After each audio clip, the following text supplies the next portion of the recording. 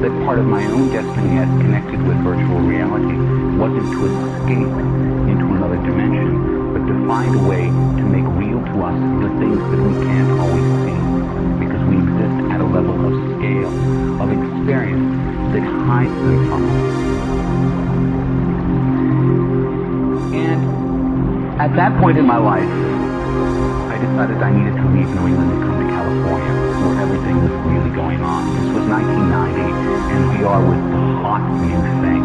And we forget now that VR was the hot new thing before the internet became the hot new thing, but for a while, it was the cheese. And I moved to San Francisco, which made it much easier to get good drugs. And I started to explore, by working, by building systems, what virtual reality was. And this started to have a profound change on my own understanding of how reality was constructed, because my psychedelic description of reality, which is that mind forms reality, began to conflate or become identical with my physical or scientific description of reality, which is that mind forms reality. And all of a sudden I understood that everything I used to understand about the way the universe worked wasn't as true as I had thought. And so this began to inspire in me a search to get to some basic level of being that would allow me to work in a world that was manifest because of my own will, and just as much as manifest because of your own will. Because where we're going, the simulated and the real are going to get really blurry. And we don't have any tools. We don't have any tools of mind. Western culture, which is based on this idea of this objective external reality, it's not hard. It's all become very soft, and it's all flowing together.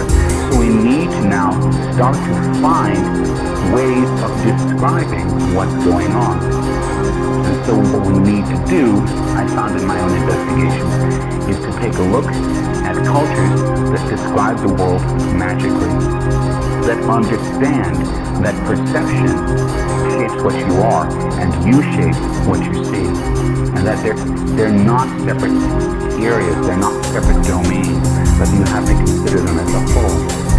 So the four sort of prongs that got talked about in the blurb that was written for this piece are technopaganism. And technopaganism is maybe, you could describe it a bunch of different ways.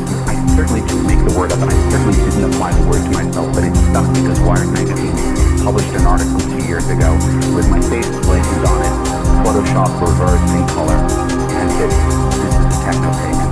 And really what it was trying to do was trying to articulate my own experience of being thrust into this world where everything was melting and nothing was solid, and trying to come to grips with it philosophically, trying to come to grips with it ontologically.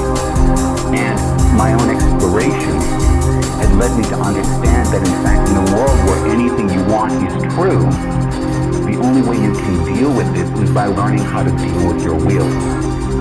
Dealing with your will is what magic has always, in all cultures, always been about. This is why the shaman doesn't go insane when the world disappears. He's ready for it. They're ready because they understand that where they are isn't bound up in their view of the world. The internet is a connective layer, and you were talking about this last night, it's beautiful.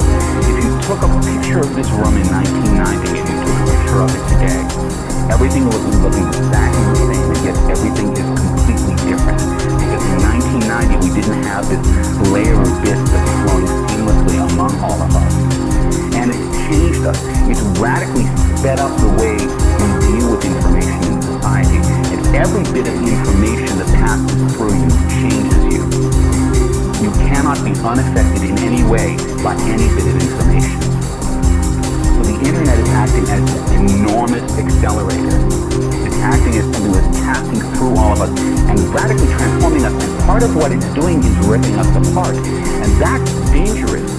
If we don't approach that carefully, if we don't approach that with a lot of heart, we're going to find ourselves and what we think of as ourselves ripped away in that process. one of the reasons why I think it's very important that this is happening at Esalen is because if Esalen were running a political campaign, their slogan would be, "It's the body, stupid." Because it begins here and it ends here.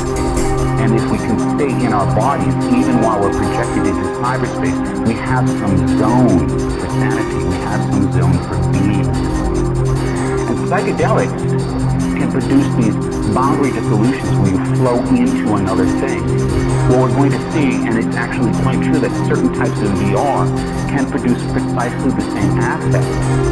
There are zones where virtual reality can be very dangerous for that reason, or incredibly powerful and meaningful for that reason. So where I would like to work from this weekend is I really want to work from the heart. I personally think, in my own philosophy, that to work in technology, you have to work from the heart center, because otherwise you'll create golems, you'll create Frankensteins, your creations will run away from you. And that's the essence of the story of the golem, is that this is a creature that was created with the breath of life, but without the light of knowledge or the heart of God.